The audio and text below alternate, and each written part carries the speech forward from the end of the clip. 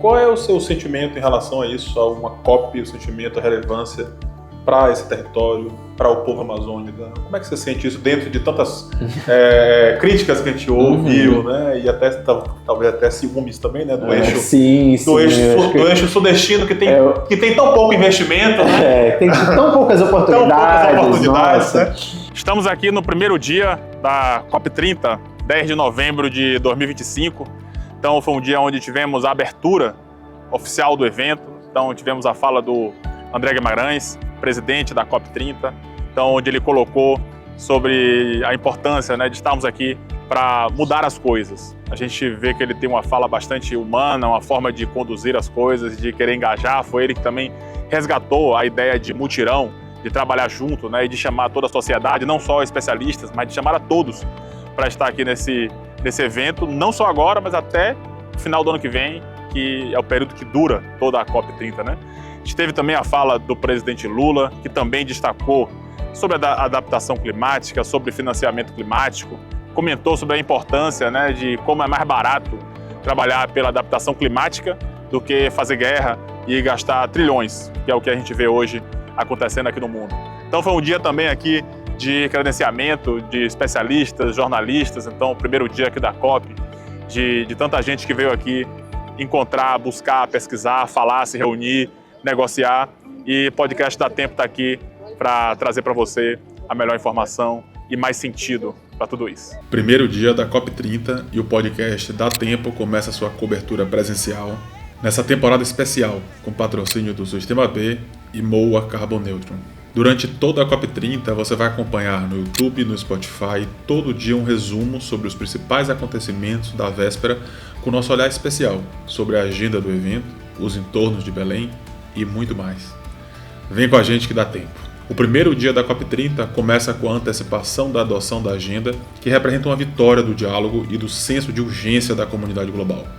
O embaixador André Corrêa do Lago foi oficialmente nomeado pelo presidente Lula como presidente da COP30. E tivemos um dia entendido como vitorioso e com novos ânimos. No Agricultural Innovation Showcase, o Brasil, os Emirados Árabes e a Fundação Gates anunciaram 2,8 bilhões de dólares em novos compromissos e lançaram o modelo de inteligência artificial de código aberto para a agricultura, para capacitar 100 milhões de agricultores até 2028.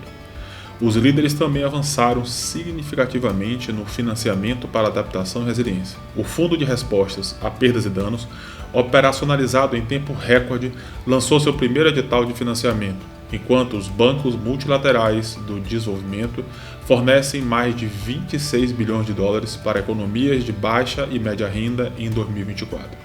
O sucesso desse dia 1 trouxe um senso renovado de otimismo no rumo da adaptação por meio da tecnologia, contribuindo com a resiliência climática, com força e ambição em ação.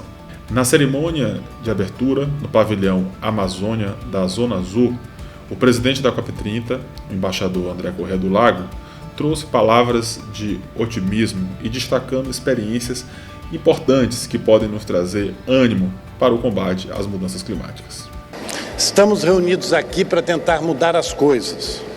Acredito profundamente que o ser humano é essencialmente bom, mas sabemos que o ser humano é capaz de coisas terríveis, como a guerra, que infelizmente voltou a estar próxima de tantas pessoas. Mas o ser humano fez e continua a fazer coisas extraordinárias, e pensar que nós podemos melhorar as vidas das pessoas é o que nos inspira. Lembrar que o Protocolo de Montreal, em 2 décadas e meia, conseguiu eliminar 95% dos gases que provocavam o buraco da camada de ozônio, que agora está se reconstituindo. Lembrar que o Acordo de Paris, há 10 anos atrás, foi no momento em que estava previsto que ultrapassaríamos 4 graus de temperatura. E hoje sabemos que reduzimos bastante, mas também sabemos que temos que trabalhar muito para reduzir mais. O secretário executivo da UNFCCC, Simon Stiell, destacou que o Acordo de Paris está dando resultado, que a curva de emissão de gases do efeito estufa apresenta um declínio, mas que precisamos acelerar e muito esse processo. E chama então os países para essa implementação. Por fim, então, o presidente Lula, no início da sua fala, voltou a defender a realização do evento em Belém e contextualizou a dificuldade global em conter o aquecimento e comentou sobre a urgência da mitigação, da adaptação e também da construção de um caminho para nos afastarmos dos combustíveis fósseis. Bom, um assunto que segue ainda sendo um elefante na sala com a aprovação da exploração de petróleo na margem equatorial. E queria dizer para vocês que fazer a COP aqui é um desafio tão grande quanto a gente acabar com a poluição do planeta Terra. Seria mais fácil ter feito a COP numa cidade acabada, numa cidade que não tivesse problema. E nós resolvemos aceitar o desafio de fazer a COP no estado da Amazônia para provar que quando se tem disposição política, quando se tem vontade e quando tem compromisso com a verdade, a gente prova que o homem não tem nada que seja impossível para ele. O impossível é a gente não ter coragem de enfrentar desafios.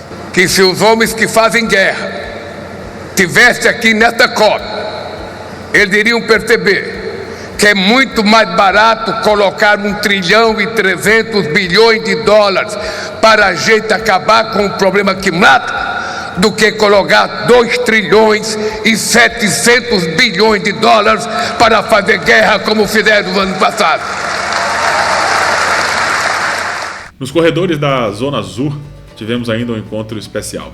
Conversei com Ilona Szabó, presidente do Instituto Igarapé, que é também conselheira do Regreen, empresa que atua no reflorestamento em grande escala em áreas degradadas e que venceu recentemente o prêmio Earthshot 2025. Ilona também nos deu um panorama sobre financiamento climático. São muitas necessidades competindo, infelizmente, né, o que a gente chama de um momento geopolítico desfavorável para esse tipo de financiamento, porque a gente está num momento onde o mundo está indo de novo para conflitos, botando dinheiro em defesa, né, nas indústrias de guerra, o que é uma tristeza, porque a gente tem emergências e tem questões muito mais urgentes para as nossas vidas. Mas aqui estamos. Eu acho que a grande entrega do Brasil para essa COP é justamente essa parte de finanças para a natureza, né? A gente tem um instrumento novo que o Brasil está criando, que é o Fundo de Florestas Tropicais para Sempre, né? O famoso TFFF, que foi lançado aqui, já com aportes importantes, né? E que o Brasil vai ter que continuar captando. A gente tem outros fundos que vêm sendo também capitalizados, né? De perdas e danos. O Brasil mesmo tem fundos muito importantes, Fundo Clima, Fundo Amazônia, que são parte desse financiamento climático. E o que a gente entende, Pedro, com esse mapa do caminho, né, que chama Mapa do Caminho, Belém, Baku para Belém, né, desse 1,3 trilhão, é que sim, a gente vai precisar das finanças públicas, que é o dinheiro dos governos, dos bancos multilaterais. Para iniciar, muitas vezes. Mas sem o capital privado não vem. E aí, voltando para essa conexão com a Regreen, é dizer... O capital privado precisa entender que não há economia sem natureza. 50% do PIB global depende diretamente dos serviços que a natureza nos provê de graça, né? Que é a regulação do clima, purificação do ar, né? A água mesmo, né? As chuvas, por exemplo, os rios voadores da Amazônia, a polinização. Então, sem a gente entender que a gente precisa investir nessas novas economias que contribuem para essa regeneração, restauro da natureza, não tem economia. Não tem a gente tampouco, mas também não tem economia. Então, acho que essa mensagem, ela está vindo muito forte aqui de Belém e é o que a gente precisa empurrar para que o mundo inteiro entenda, né? Conversei com Ilona também sobre o que podemos fazer sobre a adaptação climática, pensando na cidade de Nova Friburgo, no estado do Rio de Janeiro, que é a cidade onde ela nasceu e onde eu moro atualmente, e que sabemos que passou por uma tragédia climática drástica em 2011. Olha, acho que Friburgo, como ninguém, né? Tanto é abençoada pelas nossas riquezas naturais e por essa natureza tão maravilhosa que é parte da nossa identidade, acho que é parte de quem nasceu e cresceu lá.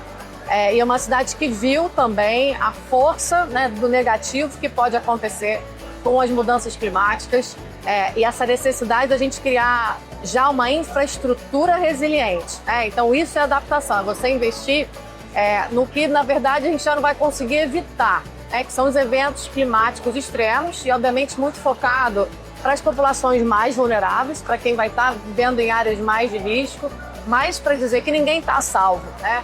Os barcos são diferentes, mas ninguém está salvo. Então, acho que para Friburgo, o que a gente está discutindo aqui é fundamental. E a nossa missão aqui, enquanto Igarapé, mas também mais ampla, é resgatar a missão 1.5. O que é essa missão 1.5? É a gente limitar o aquecimento global a 1.5 acima da temperatura da era pré-industrial. Fazendo isso, a gente consegue, na verdade, pensar que esse planeta ele vai continuar sendo gentil com a gente, com as crianças e com as próximas gerações. E para isso, Pedro, a gente está tentando que, além de um mapa do caminho para a transição dos combustíveis fósseis, a gente também tem um mapa do caminho do desmatamento zero. Isso é algo que a gente está empurrando fortemente que o Brasil possa pautar e que a gente possa investir, de novo voltando aqui a Green, mas a esse ecossistema de natureza que precisa se fortalecer na captura de carbono, que a gente tem que tirar o gás carbônico, os gases de efeito estufa da atmosfera, por soluções baseadas na natureza. Por quê? Porque elas são mais baratas, mais acessíveis e são ganha-ganha. O podcast Dá Tempo sai então da Zona Azul da COP30 e vai para o FINSA, Festival de Investimentos de Impactos e Negócios Sustentáveis na Amazônia. Lá eu conversei com André Viana, diretor técnico do IDESAN, Instituto de Conservação e Desenvolvimento Sustentável da Amazônia. Um festival que a gente busca, até o mote do festival é onde fazer fala mais alto, né? Que a gente entende que tem muita gente já fazendo muita coisa importante, e a gente busca juntar essas pessoas para debater ideias, buscar avanços, destravar também, as questões e colocar tudo para conversar, para mostrar o que cada um está fazendo e o que a gente pode fazer mais de forma coletiva, né? De fazer de forma conjunta. E de forma especial nesse evento, a gente está buscando gerar uma carta que vai ser entregue no dia depois, ao final da COP, com esses direcionamentos, tudo que a gente está discutindo aqui, qual é a visão desse setor de negócios de impactos que a gente está buscando, que a gente precisa para melhorar toda a situação da Amazônia. Tive uma conversa muito legal com o Marcos Bessa, cofundador do Impact Hub Manaus, que é co-realizador do FINSA, e que falou comigo sobre a criação desse festival. Então, o FINSA ele é uma discussão sobre a Amazônia dentro da Amazônia, compostas por amazônidas. Só amazônidas? Não, porque nada a gente faz sozinho, né? A gente precisa de todo esse coletivo conversando junto. Mas que essa conversa seja um lugar em um pé de igualdade com atores que estão no território já fazendo há muito tempo e quem está vindo também para somar esforços e iniciativas. O que você destaca, assim, Marcos, nessa cobertura aqui do podcast Dá Tempo, né? A gente já conversou, por exemplo, com a Tucum, que é uma empresa B, né? Legal. E eu estava conversando agora há pouco com o André, né? do IDESAN. A gente sempre pensa nessa questão do empreendedorismo quando envolve comunidades, quando envolve povos tradicionais, que tem uma outra cultura, uma outra concepção de tudo, né, de natureza, de tempo, de vida. Como é que você vê assim que isso pode acontecer preservando esses saberes, esses modos de vida, mesmo sabendo que há uma adaptação necessária? Como é que você vê isso? Eu acho que isso é extremamente necessário. Ele falou também sobre a necessidade de um outro pensamento, uma outra forma de lidar com a cultura dos povos originários, numa lógica de investimento em negócios de impacto, que precisa preservar a forma como esses povos originários funcionam. A gente tem um projeto chamado Lab de Impacto, que a gente apoia negócios da região amazônica, com um ticket menor, mais baixo, assim, entre 30 a 100 mil reais, e que esse negócio também esteja em estágio inicial, que é onde está hoje a maioria dos negócios da nossa região.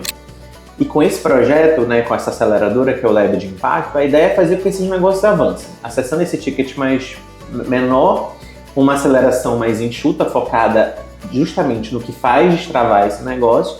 Fechando com chave de ouro, então, conversei ainda com Jana Borg, fundadora da Casa 7, que é da organização produtora do evento e que é nossa ilustre co-host do podcast Dá Tempo e que nos falou sobre a realização do FINSA. Pedro, assim, o FINSA é um festival que a gente construiu com várias mãos, eu falo que muitas mãos e muitos corações. Então, nos deu a oportunidade de pensar numa perspectiva de construção de um evento na Amazônia, para a Amazônia, feito com pessoas da Amazônia. Então, isso é de um ganho, assim, e de uma realização e de um valor simbólico para a gente muito grande. Vamos juntos, que hoje foi só o primeiro dia. Vamos lá, que dá tempo.